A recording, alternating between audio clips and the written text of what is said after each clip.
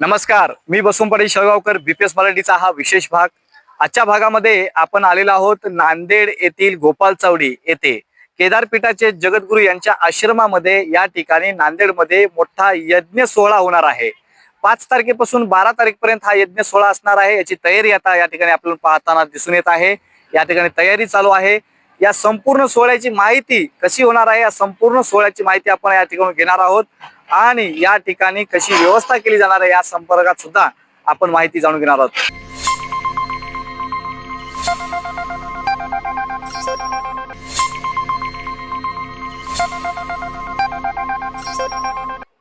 भारत देशामध्ये वीरशैव धर्माचे युगयुगापासून 5 पीठ आहेत. रंभापुरी, उज्जैनी, केदार, श्रीशैल आणि काशी.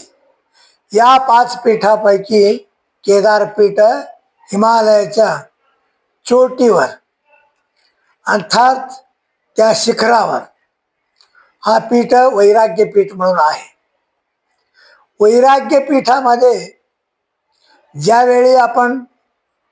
ज्यावेळी 25 वर्षापूर्वी तिथं पीठारोहण होत असताना नांदेडच आपलं कार्यक्षेत्र होतं. पूर्वी शिराडोन मठ संस्थान होतं आणि तिथं गेल्यानंतर 25 वर्ष पूर्ण झाल्यामुळे इथले सर्व मंडळी मिळून एक सेवा समिती, म्हणजे जगाला एक शांती लाभावी, शांत वातावरण निर्माण व्हावी, आणखीन अन्याय अधर्म अनितीचे मर्दन, न्याय धर्म आणि मनुष्यांच्या परिपक्वताचा हा उत्कृष्टासाठी राजा महाराज ज्यावेळी संकटकाळी करत होते, तसा आज देशामध्ये कुठेही जा तुम्ही, कोणत्याही विभागामध्ये अशांतीचे वातावरण निर्माण झालेली आहे. त्या निर्माण झालेला उपाय म्हणून आम्ही केदारमध्ये असताना एक मनात कल्पना आले. त्यावेळी नांदेडचे सगळे मंडळीचे पुढे ठेवले. त्यावेळी त्यांनी विश्वशांती महायज्ञ करण्याची सेवा समितीने संकल्प करून येणारे फेब्रुवारी 5 ते 12 पर्यंत 8 दिवस, गुरुवार ते गुरुवारपर्यंत विश्वशांती महायज्ञ संपन्न होणार आहे. या विश्वशांती यज्ञामध्ये उत्तराखंड, महाराष्ट्र, आंध्र, तेलंगणाचे शास्त्रीय वृंद, पुरोहित वृंद त्यांच्याकडून मंत्रोच्चार होणार आहे. तसेच या कार्यक्रमास 400 ते 500 शिवाचार्य, साधू, संत, महंत तिथं येणार आहेत. आणि एवढेच नव्हे, या कार्यक्रमासाठी आमदार, खासदार, मंत्री, सर्वोच्च राज्याचे सर्वोच्च पदस्थ मंत्री, देशाचे सर्वोच्च पदस्थ मंत्री इथे येण्याकरता या सेवा समितीने त्यांना विनंती केली. त्या पद्धतीप्रमाणे त्यांचे प्रयत्न चालू आहे.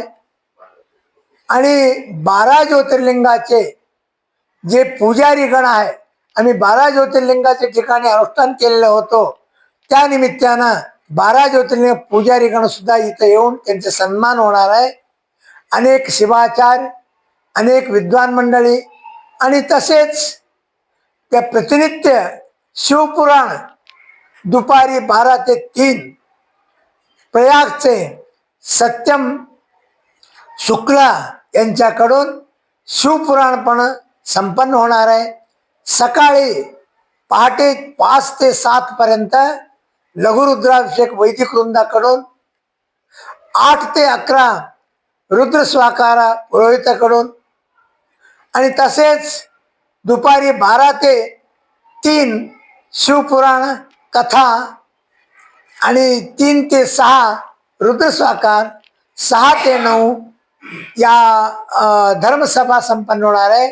या धर्मसभेत प्रतिनित्य तेलंगणा, आंध्र, उत्तर प्रदेश, दिल्ली आणि कर्नाटक, महाराष्ट्र, उत्तराखंड या प्रांताचे मुख्यमंत्री दररोज त्या धर्मसभेला एक एक प्रमाणे येणार आहे.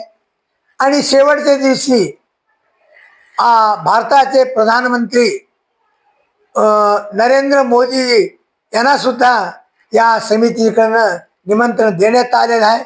आता दिल्लीमध्ये आहेत. असे एक प्रकारची विश्वाच्या शांतीसाठी, तसेच आम्हाला या 25 वर्ष पूर्ण झाल्यामुळे सेवा समितीने पट्टाभिषेक रजत महोत्सव करण्याची संकल्प केलेली आहे.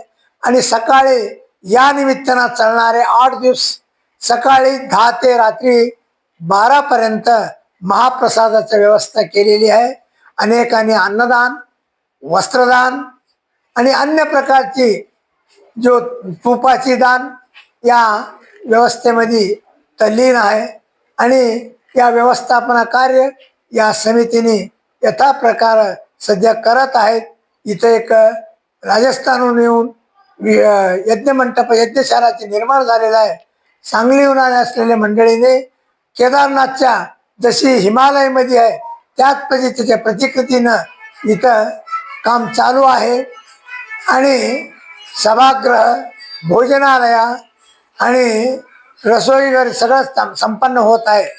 म्हणून